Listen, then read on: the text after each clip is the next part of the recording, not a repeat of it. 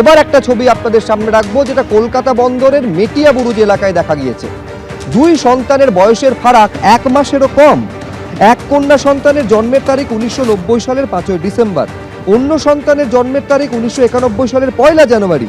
অর্থাৎ দুই সন্তানের মধ্যে জন্মের ফারাক দেখা যাচ্ছে 1 মাসেরও কম। ভোটারের দেওয়া এই তথ্য এই কথাই বলছে। ওই ব্যক্তির 10 জন সন্তানের মধ্যে বেশিরভাগ সন্তানেরই জন্মের তারিখ 1 জানুয়ারি, খবর কমিশন সূত্রে।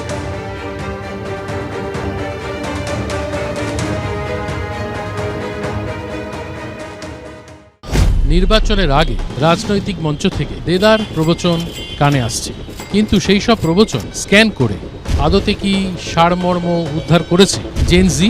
বোঝালেই তারা বুঝছেন নাকি অন্য কিছু ভাবছেন? চলুন আজ দমদম বিধানসভা কেন্দ্র ঘুরতে ঘুরতে দেখি জেনজি বলছে কি। আসুন আমার সাথে। আমি 10-এ 10 দেবো, কারণ এখানে উন্নয়ন খুবই ভালো। পুরো জিরো। অবনতির দিক থেকে তো 10-এ 10 নিশ্চিত, 10-এ 100 দেওয়া যেতে পারে। আপাতত 10-এ 10ই দেবো। লেবারেটি বেশি আছে, সেভাবে ইনকাম নেই। বেকারত্ব বেড়ে চলেছে, তো বেড়েই চলেছে। শিক্ষা তো এখন প্রায় সোনার পাথরবাটিতে পরিণত হয়েছে এই রাজ্যের তৃণমূল সরকারের আমলে। পশ্চিমবঙ্গের বর্তমান সরকার নতুন জেনারেশনকে এগিয়ে নিয়ে যাওয়ার চেষ্টা করছে। চাকরি নেই, 6000-এর উপরে বেশি শিল্পপতিরা, শিল্পীরা আজকে পশ্চিমবাংলা থেকে মুখ ফিরিয়েছে। কার দৌলতে, কাদের জন্য? সেই কর্মসংস্থান আরও বাড়ানোর জন্য যথেষ্ট পদক্ষেপ নিচ্ছেন। যুব সমাজ বলুন, ছাত্র সমাজ বলুন, আমার এলাকায় আমার পাড়ায় অনুকূল পরিস্থিতি নেই, সমস্তটাই প্রতিকূল। এখানে দাদাকে যখনই ডাকি তখনই আমাদের বাড়ির সামনে আসে, যখনই দরকার হয় তখনই পাই। উন্নতি তৃণমূল নেতাদের শুধু পকেটের উন্নতি, সাধারণ লোকের তো এখানে উন্নতি কিছু নেই। আমরা এতক্ষণ দমদম বিধানসভা কেন্দ্রের বিভিন্ন অঞ্চলে ঘুরে ঘুরে একদম নতুন মানুষ যারা এই যুগ, এই জেনারেশন অর্থাৎ জেন জি, তাদের নানান রকম মতামত শুনলাম তারা কি ভাবছে আগামী দিন সম্পর্কে, কর্মসংস্থান সম্পর্কে। আমাদের তো অবশ্যই চোখ থাকবে আগামী বিধানসভা ভোটের দিকে, আর আপনাদের কিন্তু চোখ রাখতে হবে এবিপি আনন্দে, কারণ এখানে কিন্তু আপনারা দেখতে পাবেন জেন জি ভাবছে কি। আজকে খানিকটা বোঝা গেল জেন জি ভাবছে কি, কিন্তু আরও অনেক বিধানসভা কেন্দ্র ঘুরতে হবে এবং নতুন ভোটারদের, নতুন মানুষদের, আগামী প্রজন্মের মতবাদটা আমাদের জানতে হবে, তাদের ভাবনা চিন্তা সম্পর্কে ওয়াকিবহাল হতে হবে, কারণ জানতে হবে, বুঝতে হবে যে তারাই কিন্তু আমাদের ভবিষ্যৎ। তাহলে আপনাদের চোখ থাকুক এবিপি আনন্দে এবং দেখতে থাকুন জেনজি ভাবছে কি। নির্বাচন যত এগিয়ে আসছে ততই রাজনৈতিক চাপানুতোর, রাজনৈতিক দরজা শোনা যাচ্ছে ব্যারাকপুরের রাজনৈতিক মহলে। সরকারি দল যারা আছে দায়িত্ব অবশ্যই তাদের উপরে বর্তাবে। এখন ক্রাইম রেটটা যদি আগে 100 থাকতো, তাহলে এখন ক্রাইম রেট হচ্ছে 2-3% ম্যাক্সিমাম। প্রতিদিন তৃণমূলের মদতে তাদের খুন সন্ত্রাস চলছে। কি বলছেন এখানকার মানুষজন সোচ্চারে? তারা কি বা বলছেন ফিস করে?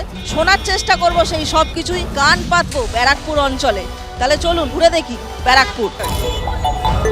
উন্নয়ন তো নেই, উন্নয়নের নামে চুরিটা বজায় রয়েছে। যে কোনো কাজ করতে গেলে যে কোনো গুন্ডার সাহারা নিতে হবে, ব্যারাকপুর অঞ্চলে নেতার সাহারা নিতে হবে। কিছু না করতে পারলে তাহলে পুলিশ দিয়ে আপনাকে জেল খাটতে হবে। এখানকার পরিস্থিতি কিন্তু খুব ভালো। ব্যারাকপুর অঞ্চলে তো সেরকম কিছু নেই, অ্যাডমিনিস্ট্রেশন বলতে কিছু নেই। ব্যারাকপুর শিল্পাঞ্চলে উজ্জ্বল ভবিষ্যৎ আছেই।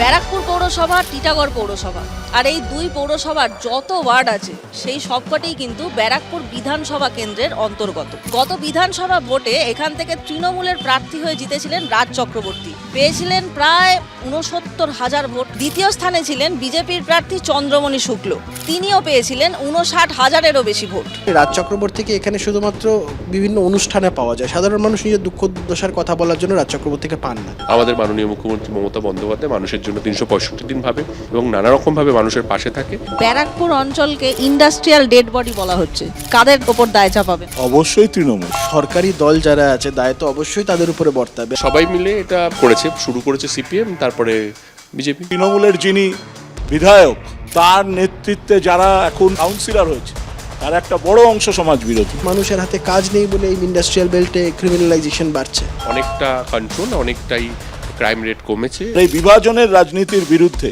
আমরা মানুষের রুটি রুজির সংগ্রামকে নিয়ে এগোচ্ছি। ব্যারাকপুর অঞ্চলে তোলাবাজি বা সিন্ডিকেট চক্রের প্রভাব আছে? চারিদিকে ছড়িয়ে রয়েছে তোলাবাজি আর দাদা। এখানে গুন্ডা মাফিয়া রাজ চলে। 15 বছর ধরে ব্যারাকপুরটা করাপশনে ভরে গেছে। ব্যারাকপুর পুরোপুরি মনে করি যে শান্তভাবেই আছে। তৃণমূল মদত দিয়েছে। এখন অনেক বেটার, অনেক ভালো, অনেক শান্তিপূর্ণ। মানুষ যখন দেখে অন্যায় হচ্ছে, অবিচার হচ্ছে, তখন তারা প্রতিবাদ করার জন্য রাস্তায় নামাই উচিত। দাদা 10 টাকার বাদাম দেবেন তো?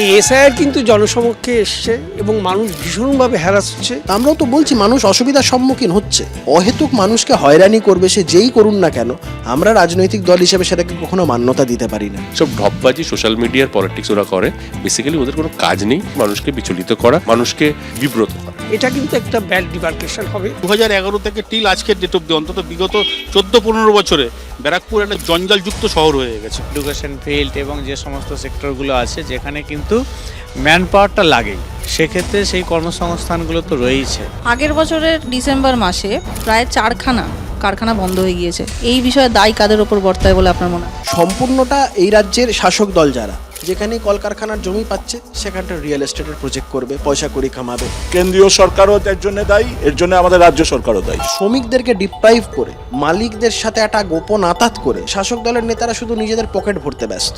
মোদি আর দিদির সেটিং সমস্তটা মালিকদের স্বার্থে। যখন নির্বাচন আসে তখন এরা বলে চটকল খুলে দেবো, আর তারপরে সব চটকলগুলো বন্ধ হয়ে যায়। সিপিএম এর সময় এদেরকে ডেট করে দেওয়া হয়, তারপরে আরো বেশি শেষ করে দিয়েছে সেন্ট্রাল গভর্নমেন্ট, যারা পাটের দাম বাড়িয়ে দিয়েছে। একটাই ইস্যু দুর্নীতি। ইন্টারনাল অনেক রকম কারণ হতে পারে, সেই কারণগুলো সব জট খুলে যাবে, আগামীতে কিন্তু সবকিছুই চালু হবে। ব্যারাকপুর পুরোপুরি মনে করি যে শান্তভাবেই আছে। রাস্তা প্রচণ্ড আগের থেকে অনেক ভালো রাস্তাঘাট হয়েছে। আমরা সেফটি আছি।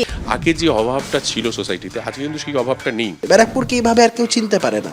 ব্যারাকপুরকে সবাই বললেই বলে এ তো বোমগুলির ব্যারাকপুর। এখনকার যারা পলিটিক্যাল দায়িত্বে রয়েছে তারা কেউ ওখানে ক্রাইম চায় না, তারা চায় শান্তি। আমরা আতঙ্কিত আশঙ্কিত না, আমরা যে কোনো লড়াইয়ের জন্য প্রস্তুত। কলে জল আসবে কিনা আমি জানি না, কিন্তু এখানে যেখানে আমি দাঁড়িয়ে আছি, এখানে এলে জিভে জল অবশ্যই আসবে, আসতে বাধ্য। কারণ আমি এই মুহূর্তে আছি বিরিয়ানির রাজধানী ব্যারাকপুরে, আর আমি নিজেকে আজ প্রমিস করেছি কাজ না মিটিয়ে কিন্তু বিরিয়ানি আমি খাবো না। তাহলে চলুন,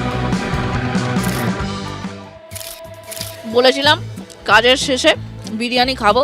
আমি আবার কথা রাখতে খুব ভালোবাসি, বিশেষ করে খাবার সংক্রান্ত কথা দিলে তো আমি রাখি। কিন্তু বিষয়টা হচ্ছে এই বিরিয়ানি খাওয়ার একটা বিশেষ কারণ আছে, জানেন? কারণটা হচ্ছে যেহেতু আজ আমি একজন সাংবাদিক, ইউটিউবার, কন্টেন্ট ক্রিয়েটারের পরিচয় ছাড়িয়ে আজ আমি একজন সাংবাদিক, তাই আমি খবর নিতে এসেছিলাম যে বিরিয়ানি হওয়ার আগে ঘি ঢালা হয় না বিরিয়ানি হয়ে যাওয়ার পর ঢাকনা খুলে ওপর দিয়ে হাত ঘুরিয়ে ঘি ঢালতে হয়। এই খবরটা আমি আলটিমেটলি পাইনি, কিন্তু আপনাদের আজকে আমি প্রচুর খবর দিয়েছি। আশা করি আপনারা সেই খবরগুলো শুনে একটু হলেও ইনফরমেশন পেয়েছেন। তাহলে এবার আমি চলে যাচ্ছি না, এখানে তো থাকতেই হবে, বিরিয়ানিটা নাহলে কে শেষ করবে বলুন, ওটা আমায় করতেই হবে, কিছু করার নেই। কিন্তু বিষয়টা হচ্ছে আপনারা দেখতে থাকুন তারকার চোখে তারকা কেন্দ্র, চোখ রাখুন এবিপি আনন্দ। এবিপি আনন্দ, এগিয়ে থাকে, এগিয়ে রাখে।